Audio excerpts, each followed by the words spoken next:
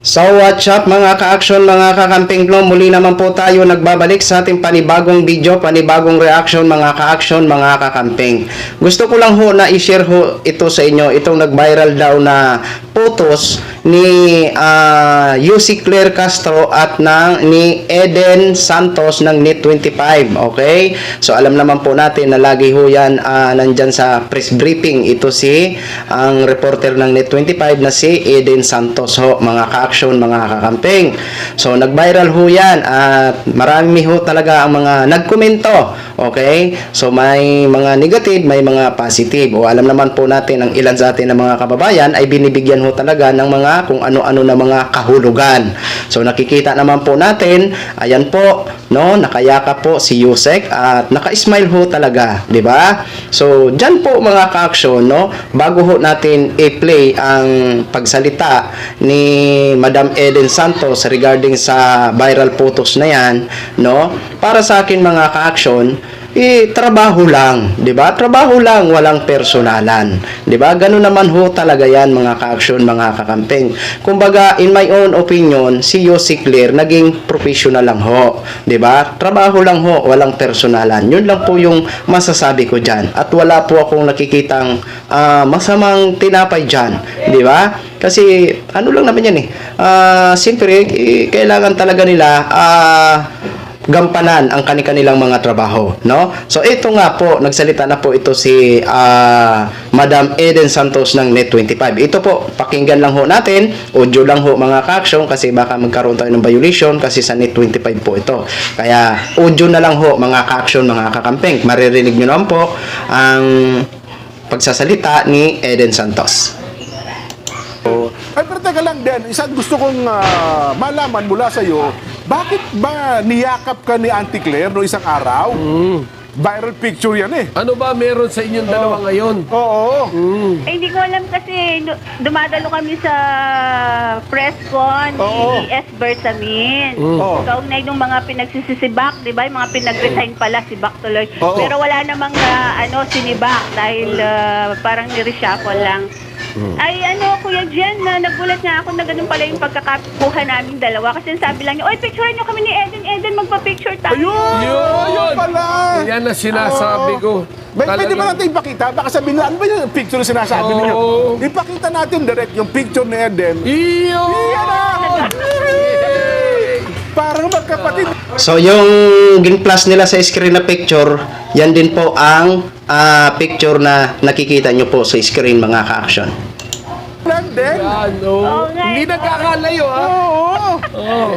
Masayang-masaya pala siya dyan. Di mo pinapansin, nakatalikod ako. Hindi, ako naman natutuwa at saka masayang-masaya. Mayroon kayong ganyang, pero yung sabihin, si Auntie Claire, di ba? O dapat matagal na niyang Very kinuha yung mga- professional. Yes! Yang bibigyan ko ng bigyan ko ng Oo, pag yung nakita mo yung picture na yan, yung picture na yan, the professional communicators. Yan! Ano sinabi niya sa iyo dyan, Den? Ano sinabi sa iyo? Yun nga, napapicture tayo, sabi niya. Oo. Kaya nilapitan niya ako. Siyempre, tayo naman, wala naman tayong masamang tinapay kahit kanino. Di ba? Talaga kuya dyan, Ang ganda, Ang ganda ng picture nila, Yan ang pagpapakita ng pagmamahalan. Oo, parang ano lang isang nakababatang kapatid, saka isang nakatatandang kapatid, Den. Akala ko siyahin eh. Hindi, oo. Ate Claire, yan. Yan, sa Ate Claire. Tsaka sabihin mo Tingnan sa... natin sa mga susunod na briefing kung ganyan pa rin yung kaganda yung ngiti niya.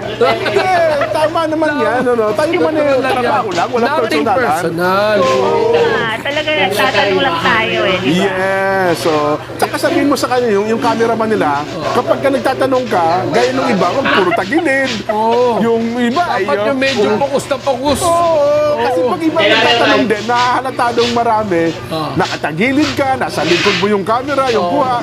Pero kapag kayong ibang himpi na nagtatanong, Oo. ang ganda ng pose eh. Oo, Ba't ganda ganon? Hindi, actually, matagal na rin naman concern niya ng MPC, members, na sana pagka yung kukuhanan naman yung mga magtatanong, medyo ilayo ng konti, alam mo yon, para maganda Oo. naman yung register sa camera. Oo. Talagang yun ang gustong-gusto lang, talagang kala mo yun, see yung close up talaga. Oh, extreme close-up. Labas ang mga pores eh. Pati mga pores. Talaga.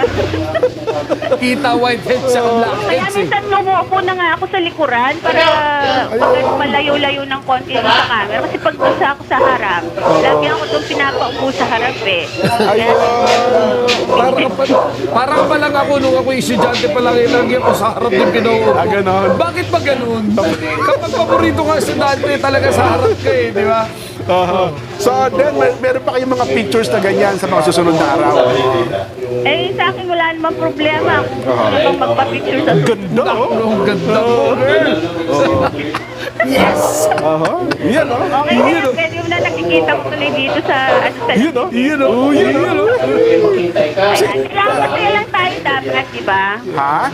Kailangan masaya lang, huwag magpa-stress. Yes! Tama nga naman. Basta pag nagtanong, sumagot lang. Yun. Ba yun eh? Ha? Ayun. Anong, binati ka ba ni Auntie Claire nung birthday mo kahapon? Si Pangulong Marcos nagbumate. Wow! Nasa Malaysia sila kasi, Kuya Jen. Kasama pa si Auntie Claire sa Malaysia? Oo, kasama siya. Hindi nagpapigil. Oo. So tinext ka lang ni BBM? Alam mo naman sa Malacanang, may mga pasulat-sulat siya eh, di ba? Si FL, si First Lady. Si First Lady nasa Malaysia rin siya. Ganon. Kasama ni BBM. Hindi ka naman pinadala ng balde ng PCSO. Balde ng PCSO, walang ganon. Wala naman. Hindi ba tayo nabaha? Baka akala taga Maguindano. Den, salamat na marami ha. Salamat din.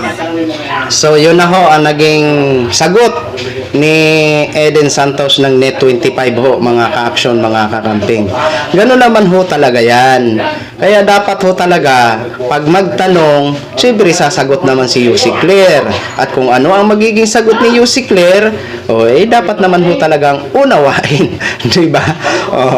So, dyan mga ka-action, ang tingin ko talaga dyan, naging professional lang si Yussi Claire. Kumbaga, trabaho nga lang, walang personalan.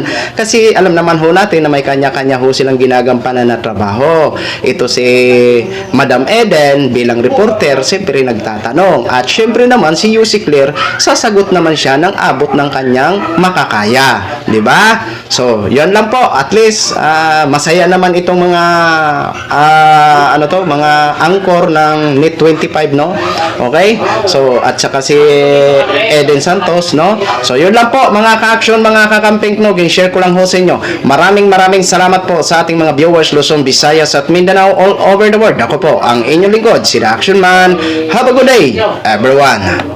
Beautiful.